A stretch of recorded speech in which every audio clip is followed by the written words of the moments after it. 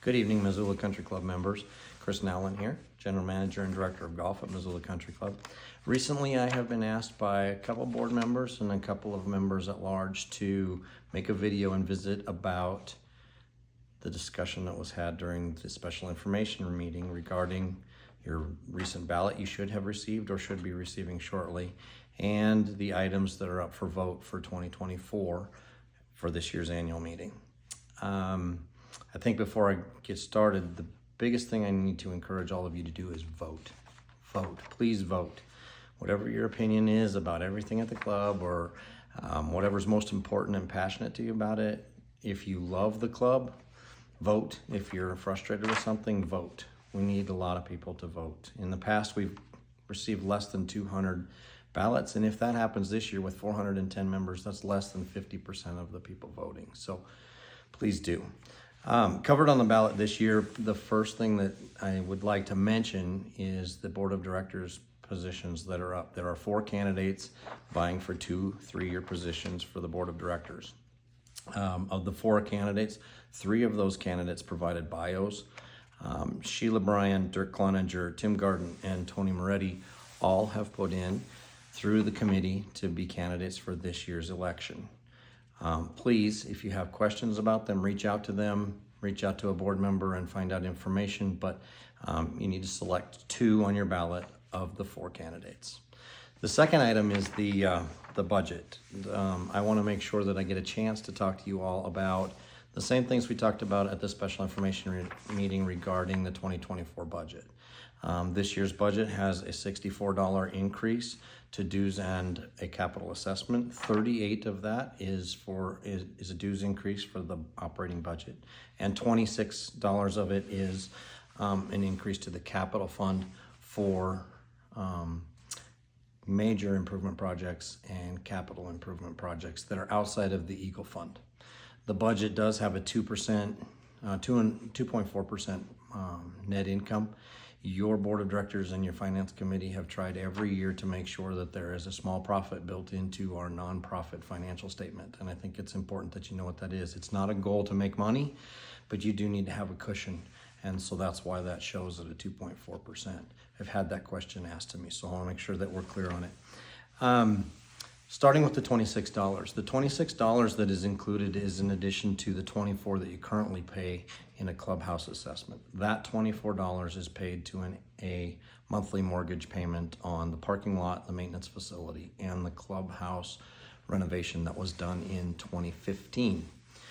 The $24 is just slightly more than the payment, so there's about $20 that actually goes to the monthly payment and about $4 that is left over that we use, which is about $24,000 a year that we use to do improvements to the golf course or to pay for things like new ovens, kitchen floor, repairs to the pool, chairs at the pool. Those are a couple of examples of things we've done recently.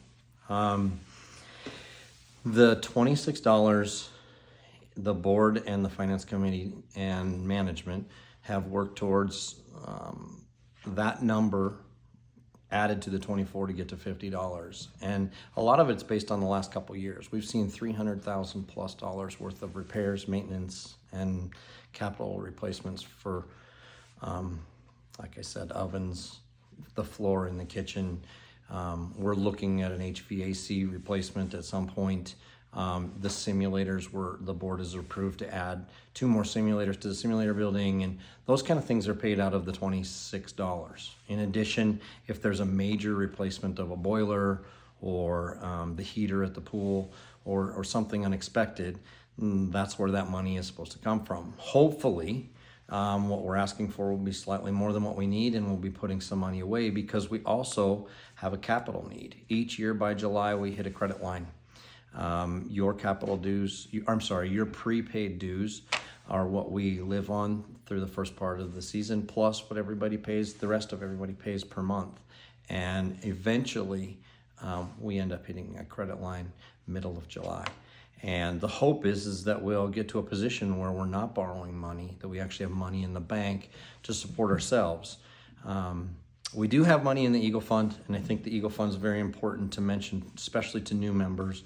It is a capital fund that has been around for 20 plus years, and the account has nearly $1 million in it, and it's supposed to be for a major incident. It was started with the irrigation system in mind, according to what I know and can read. I know there's varying opinions on why that account was started, but it's done very well, and it continues to do very well. Even though each year we do about $200,000 worth of improvements out of that account to tee boxes, cart paths, and whatnot. It's separate from this capital fund that we're funding and these capital projects. If this doesn't go through, then we have to hit the Eagle Fund up for more of the general things, like last year's $39,000 replacement of all equipment in the kitchen. We didn't do that, but we would have to if this capital due is not approved. The $38 dues increase is on the heels of last year's $50, and the year before that was $25. And between 2011 and 2020, we had a total dues increase of $21. We weren't following a standard 3% a year or making adjustments based off of a CPI. And the Finance Committee has said that for years, and where we're at now is our dues are so far behind that it's very hard to make it. And in 2022, we saw that, and it's really our main source of revenue, and if we don't have enough dues, we show a loss. And if we show a loss, then we hurt our cash position, and we already have a tight cash position. So I think it's really important for you to understand, or at least for me to stimulate questions here, and I hope you'll call me or call our controller or reach out to the Finance Committee or somebody if I'm stimulating any questions that you might have through this process. The $38 is, again, a significant amount. I will tell you that clubs of our like size and in our region, we're still behind. We're still going to be one of the lowest for dues. We're getting closer. We're better, but we do need the revenue in order to make it. Whatever we don't cover in dues, we have to make up in ancillary revenue, which would be cart rentals, guest green fees, how many shirts and sweaters we sell, food and beverage, and that's really hard to do when you're taxing the same people that are paying dues to be here.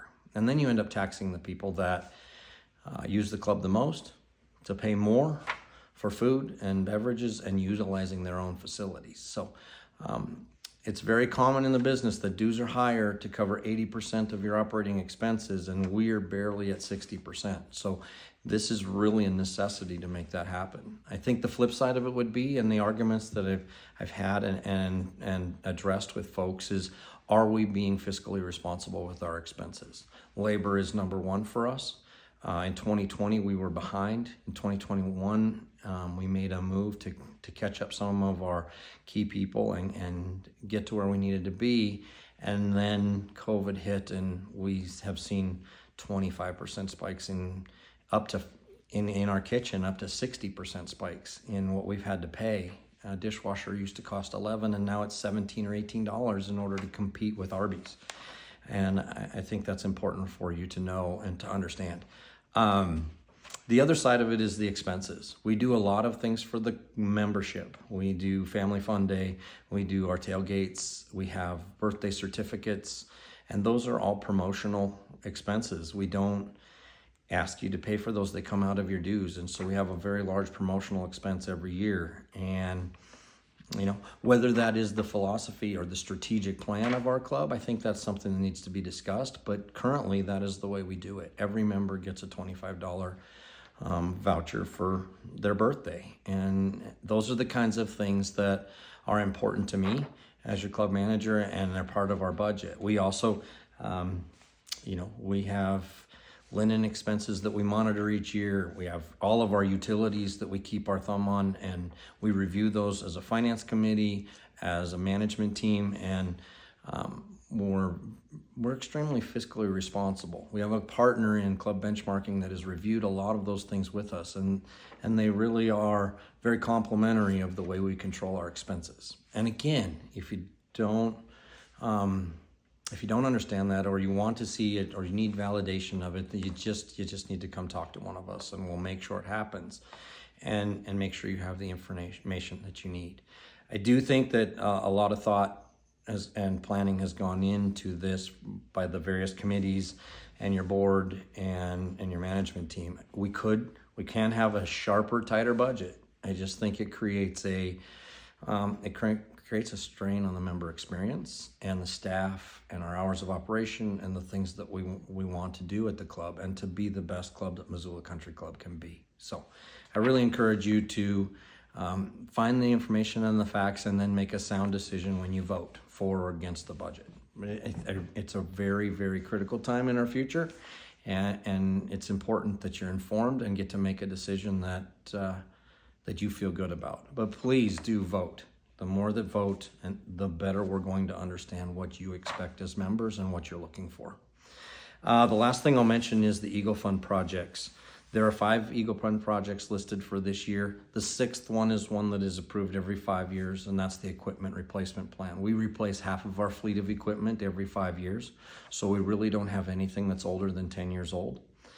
We have our fairway mowers on a true lease that renews every 5 years, so that automatically they get replaced, but we also replace our T-mowers, fairway mowers, rough mowers on a 10-year cycle. So we buy half the fleet, we run it for 10 years, and we replace the other half of the fleet on the 5th year. So we have a very good model, and it's been in place for my 11 years that we've been here, or that I've been here.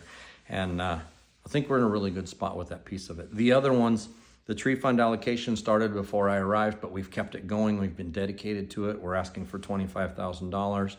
The board of directors did approve to remove some trees from the golf course based on the USGA's recommendation during a course tour last year.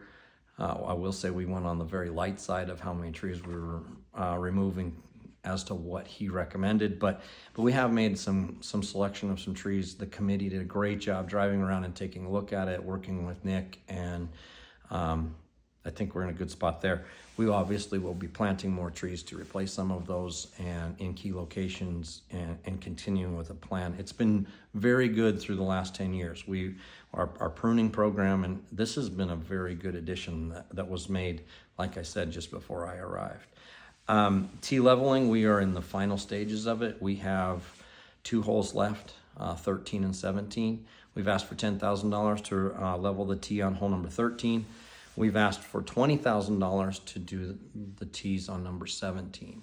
During the special information meeting, a lot of good discussion was had, and a couple of attorneys gave us some insight and some thought as to the bylaws and also our relationship with the folks that own the water tower. And we separated that on the ballot. You're going to see from your sample ballot to this one that the tee leveling is separate from the tee expansion. So we're looking to level the tees. It's $10,000, the same as it is for number 13. But in addition, we're looking to expand the teeing area for number 17 to make it twice as big. We run into the fall and late time of the year where the tee is just extremely beat up and it's hard to find healthy grass, and we have an opportunity after we've taken the fence out and cleaned up the water tower area to utilize a little of that space. A member who was concerned about using that space and being caught later on was kind enough to come visit with me after this meeting and reviewed it, and you'll notice in the explanation that he's confident that we're in a good spot and we're not putting ourselves at a lot of risk by using a little sliver of that property. So I think I want you to be informed. If you don't know enough or you want to know more, please call me, call Nick, and we'll help you. And the Golf Greens Committee can as well. They'd be glad to help you. They're very informed and part of the decision.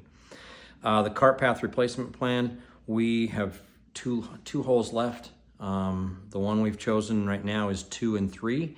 So from 2 green to 3 tee box, plus an extension that is still asphalt at number 2 tee. So we're trying to wrap both of those up at the same time.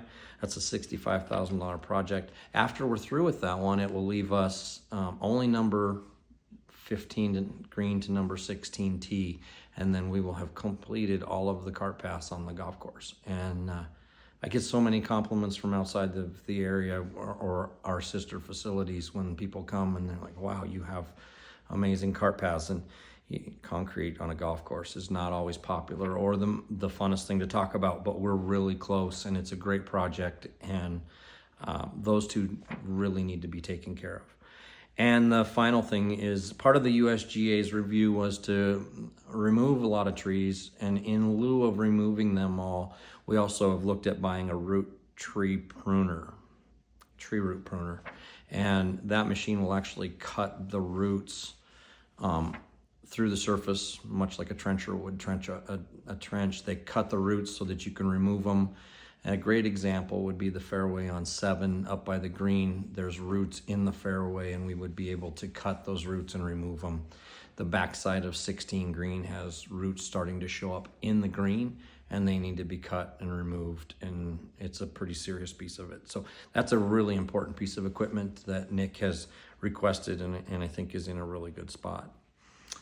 Those are the items on this year's ballot. We don't have any bylaw changes that are on this year, and I think that's a pretty good, I hope that's a good explanation of everything that is on the ballot. The last thing I will mention is that the master plan and a new clubhouse conversation has been going around a lot. My comment to that would be that that process is in a very infant stage, and it's not a part of this year's budget. I know there's been a lot of conversation that the dues are going up because we're going to tear down our clubhouse and build a new one, and that just is not the case. Your committee has not even released officially the drawings of a new clubhouse or the master plan, and that master plan has to be approved by you, the membership, and there needs to be a financial plan and the feasibility study and the decisions on what the timeline is. Is it 5, 10, 15 years? There's so much to do. I want to make sure that it's clear that that's not part of this year's budget. And if you vote down the budget because you think it's part of the clubhouse, you might be hurting your club for the wrong reasons. So please reach out and let us help you to be informed. Mike, our controller, would be happy to discuss it. Of course I am. And I know that all of your board members would be happy to. Ballots are due by 6 p.m. on December 20th. And that's your last chance to vote. And I really hope that you'll take the time to vote. If for some reason your packet was shipped to a summertime address and you're at your winter address, or it doesn't show up, please let us know.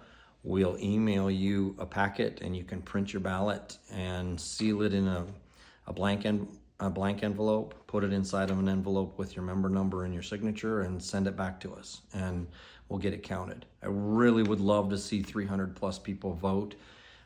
So again, no matter what your position is on things, cast your vote, make your voice heard, and help us out. I also will encourage one more time, and I've heard from some people lately, and I think it's really important, get involved. If there's a committee you want to sit on, or something that you're passionate about, or something you think you can help us improve, I want the help. I want to see it happen. Your board wants to see it happen. And you being involved is part of the solution. We need a new strategic plan, and we need to have a vision with where this club is going. And I think the more members that are involved, the better. So that's my 2 cents at the end. Thank you for your time. And if you have questions, please reach out. Have a great day.